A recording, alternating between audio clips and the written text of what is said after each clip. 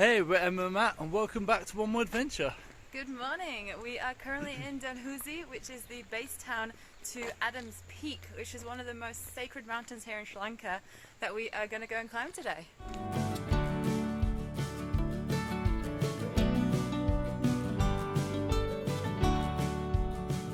The idea here is you ring the bell for the amount of times you visited Sri Lanka.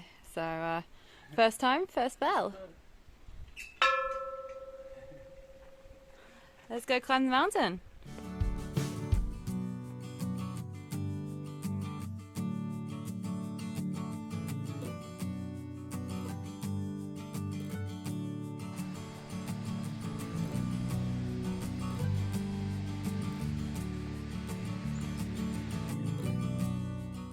And that's where we're going. Yeah, that looks quite high and impressive there.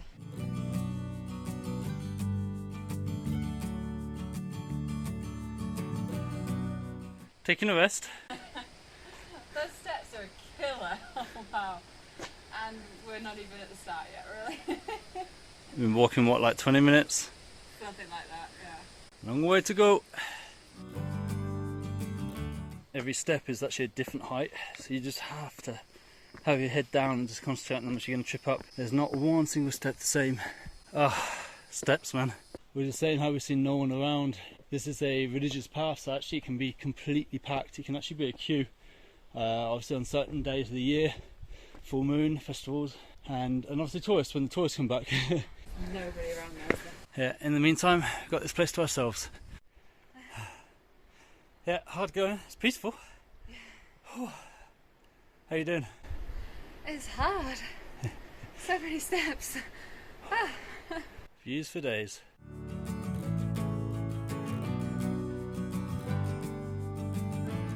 It's amusing because when we were just down there next to that temple there, the waterfalls, they look so high, and now we're well above them. So yeah, there's kind of a road back. You can see the path down. We've got to go back towards the waterfall and temple, and then back to the village, which is over there. Still more steps. I don't even know if we're halfway there as far as steps go either. You can see the peak. Yeah, we can. That does make me feel better. Only a little bit though. Just when you think you're close to the top. It looks even worse. Oh wow. I think it got steeper. Hey Matt, carry me. 30 please.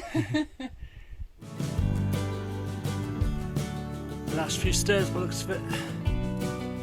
Oh yeah. So yeah, we made it. That's 5,200 steps done. Wow, that was one mega climb towards the end. It was, yeah, definitely a leg burner, but here we are, we've made it.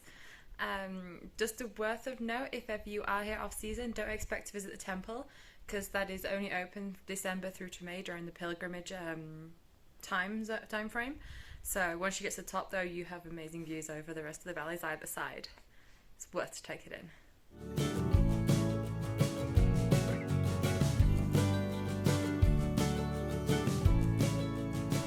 So that was a 5-kilometer hike. I think we climbed an extra 750 meters, and it took us about an hour 40, an hour 45 to climb all the way to the top. Obviously it depends on your fitness level as well. There's a lot of steps, and I can understand that it's quite a leg burner towards the end. The guy from our guest house, the owner, he actually says to us, I think it's his mum or his grandma, who's 95, still climbs this. As I said, it's a religious path, so they do it yearly, usually around December time. If she can do it, you can probably do it. Yeah, just pack plenty of water and maybe a few bananas for when you get to the top, and easily done. And now the hike down, we can actually make the most of the views now. We don't have to be so concentrated on these dodgy stairs. As I said, there's not one that's the same, but I just can't go over the views. Yeah, we were up there. I know, right? Yeah, it's impressive. That just feel satisfied to say we just climbed that though. And of course, the day wouldn't be without monkeys. Hello, monkeys. Oh, itchy bum.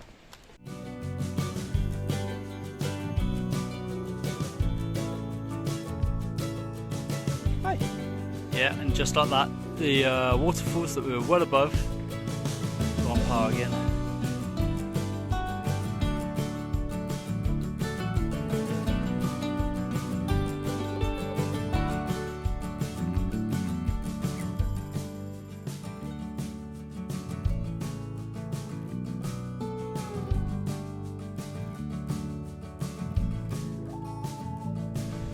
The host of our last guest house gave us these bags of tea, and it's actually the tea that we picked when we was there. So we have teacups and the teapot, so we're going to give it a go and see how it's like. Alright, well, I think the proof's going to be in the tasting, right? Okay, it's pretty good. That is nice. Yeah, it's actually really fruity as well, and like the lemon that you can kind of smell in the powder really does come through. It's a good cup of tea.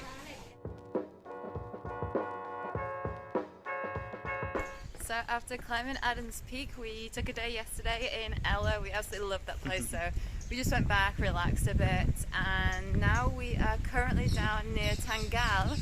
We have come to the coast for a few days. We're just going to chill, relax, hopefully find some spots to go some snorkeling, and then it's going to be time for us to leave Sri Lanka. So yeah, we're going to just take a walk into town actually. It's not too far from where we've booked our guest house. Just need to stretch your legs. It's nice to sit down every now and again, but you fidgety kind of thing, just want to go and see. So yeah, Tangal was actually recommended to us. We know it's only a small town, there's not tons to see, but it's just a little bit different along the coastside, and it's quite nice just to hear the waves crash, and yeah, it's a coastal town, nice.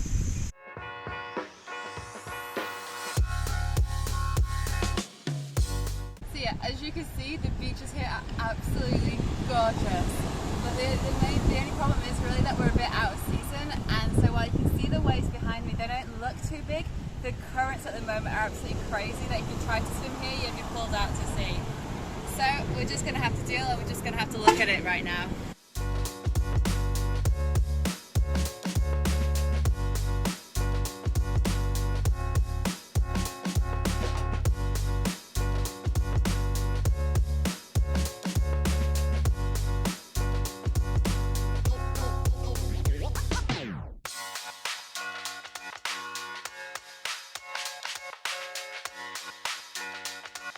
Arrived at our next place. So hot though. I think we're going to just get showered off, nice cold shower, cool down, and then probably head out to the town and explore a bit, see what there is to offer. And, but yeah, nice room. Got ourselves the balcony as well, which is actually quite nice. It's a little bit cool outside. As Emma said, we're going to go into town and hopefully find the turtle sanctuary.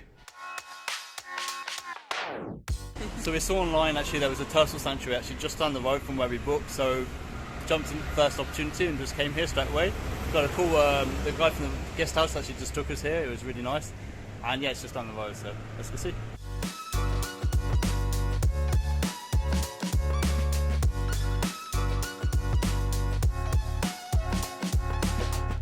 So we first had a really cool guide that's actually just explained the different types of turtles around the world, which ones are in the Indian Ocean and Atlantic Ocean.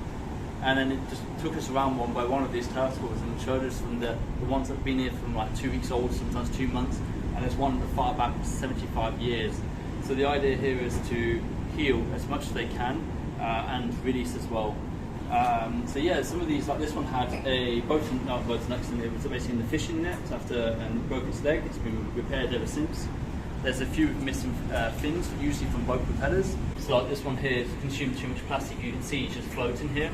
And so they've actually given them a medical treatment that will actually reduce the plastic and it will allow them to pass the plastic naturally as well. And eventually it will start to sink and it'll be able to swim around more naturally. Until then it can't go out. They're actually hoping soon it'll be able to be released. So again, you can see this one is floating, and this one isn't because of plastic. It was actually hit by a boat propeller. And you can actually see on this shell here, it's basically just damaged the shell. That means that there's too much air in its shell and it floats. The other thing is it's missing a leg. And so they're hoping that when it starts to sink, it can get a prosthetic, and then hopefully they can release it back into the wild. So it's actually really nice to see that. Just unfortunately, yes, they're getting hit by boats, but at least if they're able to put prosthetics onto them, then they are able to be released and live a normal life again.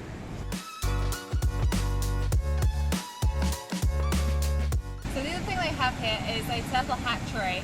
So when a local comes across any eggs or the nest has been disturbed, they will actually bring the eggs here. They will rebury them, and after about 45 to 60 days when the turtles hatch, they aim to release them within 24 hours. Any turtles that don't actually go back into the ocean, they will keep, and they will wait until they are strong enough to be re-released into the ocean.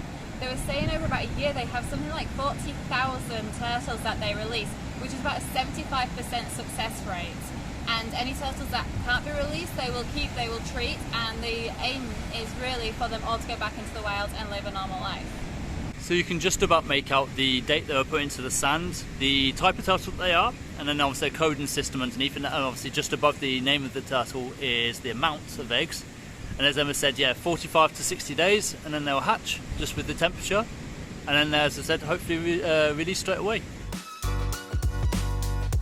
Good morning. Morning.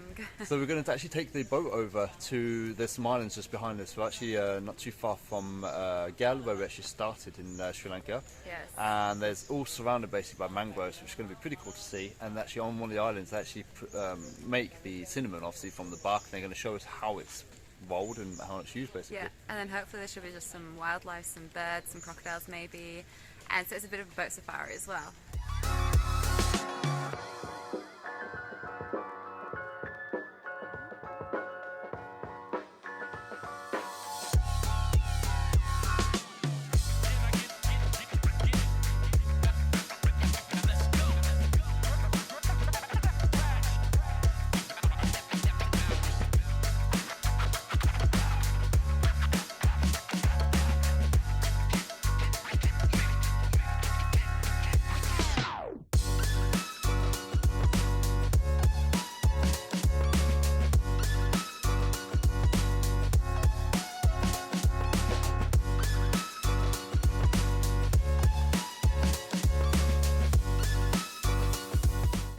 We are back at Gal train station. It does seem kind of funny to be kind of finishing where we started.